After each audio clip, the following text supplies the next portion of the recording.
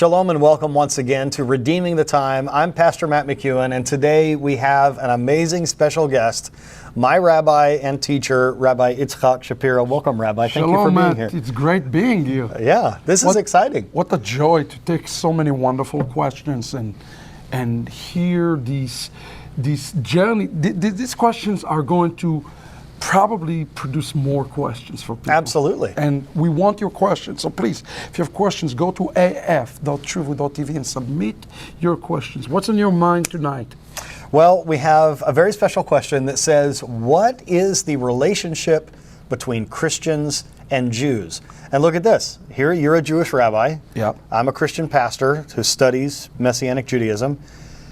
I would say that what the relationship should be is probably a lot like our personal relationship as a rabbi and student. So we probably need to rectify the question and ask what the relationship currently is between Christianity and Judaism, and what the relationship is defined in the Bible, because those are two, sadly, two different things. Yes. So, look, in the book of Acts, in chapter 15, we see something very interesting happen.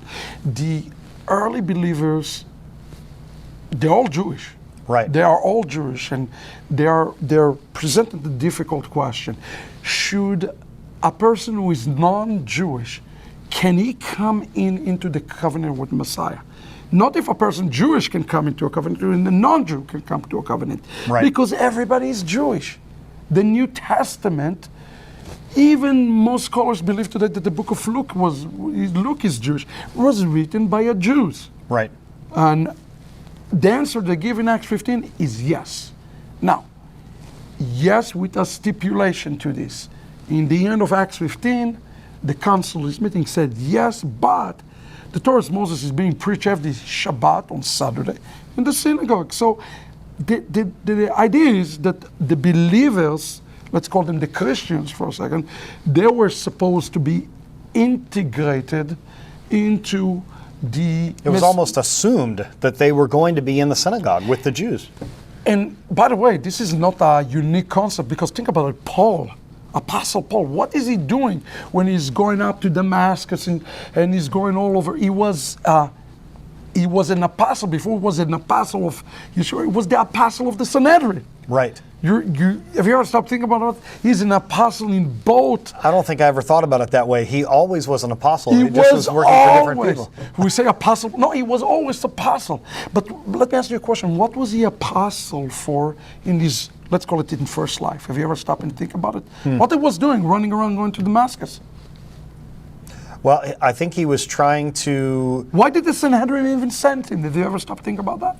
I think they were trying to rectify, these people that are following this Messiah of theirs. We need to correct That's something. not the reason they sent him. Let me tell you the reason they sent him initially. Because he was going around all over. Judaism, first century, when the temple is standing, is a religion that wants to bring people to the house of Israel. He is looking for converts. So that's an interesting way to look at it, Rabbi. So it's not that he was against the early Christians. He was trying to bring them in to the house of Israel. Absolutely, because Judaism in this point in time is a religion to seek actually to bring the nations in as part of this redemptive. Remember, the temple is standing, there is a lot to offer, and we see this even, in Jewish writing where we read it. This is an historical account where the doors of the synagogues are open for anybody who is not Jewish to hear the word and come on in and join themselves to the house of Israel. Well, I have a question then, Rabbi. Could you say, if we want to use a Christian term, would you say that the apostle... Yeah, well, would you say that he was an evangelist, so to speak, for the Sanhedrin? Judaism. For Judaism. Judaism is evangelistic religion in the first century, and Apostle Paul is an evangelist for the Sanhedrin. That's what he is. Wow. That's exactly right. Now, so here we are. We are seeing something that is very unique. Up to, let's look at the history, up to 70 AD, before the destruction of the temple, 70 AD, the believers are Jewish. Right. Everybody is Jewish. Now, something tragic is happened in 50 years after the destruction of the temple. A man named Bar Kokhba It's 132 AD, so we're talking about 50 years after the destruction of the temple. And he said, I'm going for Jerusalem.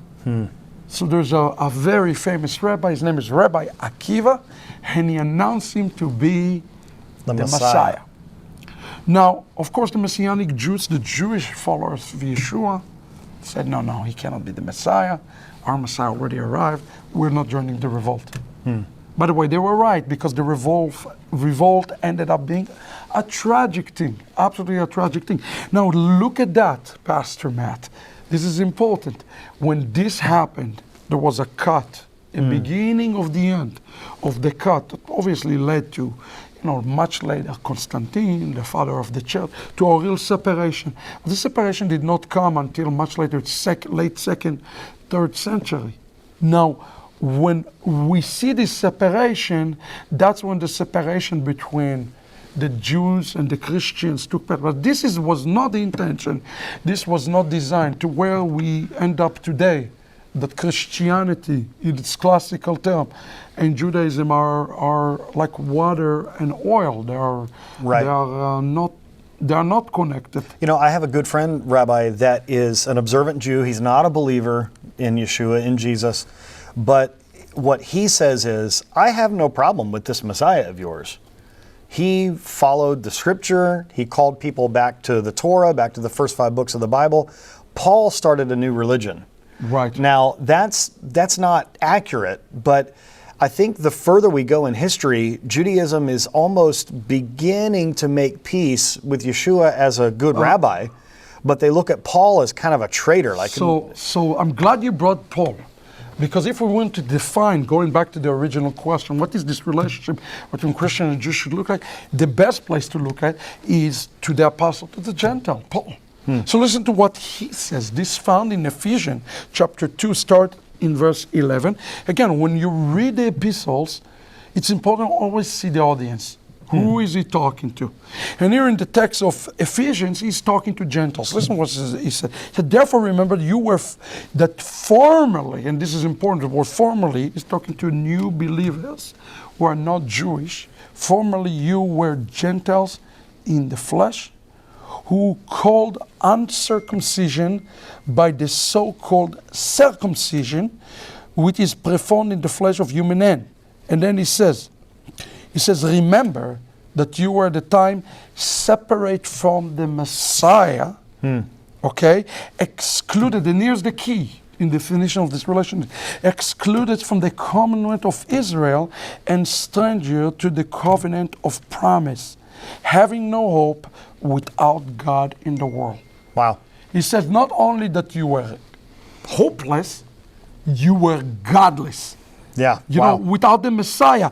But look at how he's defined the relationship. He said the relationship that the Gentile should have is with the house of Israel. Right. He said that is definition, that is defining the relationship. Number one, Gentiles have to have a relationship with Israel. Yes. Now, what is this relationship really all about?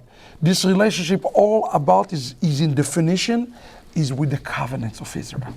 Right. Okay? So, what does it mean to have a relationship with covenants? You're a Gentile. Yes. Oh, you want to observe the feast, you want to do this, you can't by Jewish law. You see, because that's given to Israel, it's not given to the Gentile. Right. So we're saying Jesus, Yeshua, done something very, very special. He's opened the door for a relationship between the Gentiles to the most treasured possession given to the Jewish people, the Torah. And here he used the term covenants. Why? Because all the covenants given to Israel. And Paul make a point of that also in Romans chapter 9, when he says, look, the covenant, the promises, the oracles of God, the work, all is given to Israel. Right. Well, isn't it great to know that he's giving the Gentiles opportunity to be partaker of this work? And we see the proof that he is, because it said, you were formerly this. So that means you are no longer. I mean, now they are a part of these covenants and this relationship. So you see, this is where the concept of fullness is so important. I can give you a tool and I say, go knock yourself out, go use it. Now you have to learn how to use it. The tool has a name. The tool called covenant. You see, that's why Yeshua himself said that if a salt loses his saltiness, he's good for nothing but to be thrown outside. Right. Salt is the name for covenant. The Torah is called a covenant of salt. Think about a chainsaw. If you put a chainsaw away, or maybe a chopping knife is a better example, and you're not making sharpen the blade, it eventually, the blade cannot cut anything. Right. So this sharpening tool has a name. It's the covenant. It is the Torah. And here what is he saying, what Paul is saying? You are formally, because I'm giving you a new tool, this tool is going to sharpen you. It's going to sharpen the Gentiles, but the Gentiles still need to pick up the tool. They need to be the one who are picking it up. They need to be the one who partake in the covenant, right? Which is the fullness. So, look, Jesus came so the Gentiles will enter to the fullness. The tool of entering to the fullness is the covenants. Yes. But the Gentiles still have to do that. So if I were to define this relationship, I say it's a relationship that the Gentiles have something that has been entrusted to the Jews. They have, not that they have it, they have an access to it. Right. But they need to be the one who making now the initiation of entering into this covenant. So that's the way that I define it. It's like me, I'm giving you a gift. You can look at the gift, right? And you say, what a beautiful wrap. But unless you really open it, you don't know what it is. And so, it's funny when I talk to Christians, they say, well, but Paul says that the law is a curse and it is bad. But in Romans 7:12, Paul said the Torah is good, the Torah is holy. So if something is good and holy, how can it mean bad? Right. Because if you don't know how to use the gift, like I give you a chainsaw and you go, oh, I'm trying it and I cut myself. Right. And that's why we have to enter the relationship with Israel through the Messiah. It's interesting, Rabbi, that you use the analogy of a knife, because as you know, both you and I, we love to cook, It's a passion. It is a passion for both of us. And do you know that there are more injuries by people that are learning to be chefs of cutting their hands? Oh, Why? yes? Because the knife is not sharp.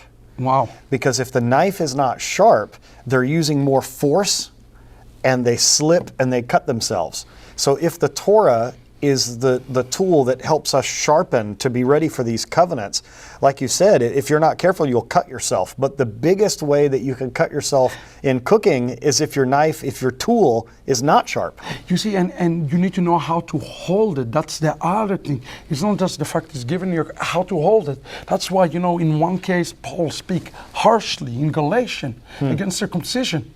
Yet he go and circumcise Timothy as an example. Several other incidents of that. It seems that Paul is a hypocrite. If you say don't do something, why do you do something? Because it's really depend at the reasoning behind it. Right. If a Gentile comes and says, I want to enter to the house of Israel, the Gentile tell me all of this, I want to partake in the covenant so I will be blessed. That is the wrong motivation. You don't enter into a covenantal relationship so you will get something out of this. No, you do it so you establishing the house of Israel. Think of how selfish that sounds, Rabbi. We don't think of it in that moment. It's very self-serving. We don't think of it in the moment when we say it, but I know many Christians have said that, yes, I want to bless Israel so that I will be blessed. But that's very selfish, Yeah, so that's like saying I want to marry my wife because of what I will get out of the relationship. Exactly. So I think this is a relationship that both parties, especially the Gentiles, they not only understand that they have something to receive, which is great blessings. By the way, Jesus took the curse of the law. He didn't took the blessing of the law. Exactly. But it's more than that. I think the Gentiles have to ask the question that they're not asking. Is what do I have to give? Not what do I going to get out of it, but what do I have to give? And what you're going to have to give is great. It's your partaker in the house of Israel, the fulfillment of the house of Israel, co-builder. So this relationship is like a house that needs both sides to be complete. Wonderful. Thank you, Rabbi Shapira, for being with us today. This is absolutely wonderful. Remember, as Rabbi said earlier, we we want your questions. Asking questions is a good foundational thing. It's how we learn in this particular context. So make sure you're submitting your questions, no matter what they are, at af.shuvu.tv, and we will answer them, not only so that you will have the answer, but so that you can be ready to give the answer when someone asks you. From both Rabbi Shapira and myself, we wish you God's peace. Shalom.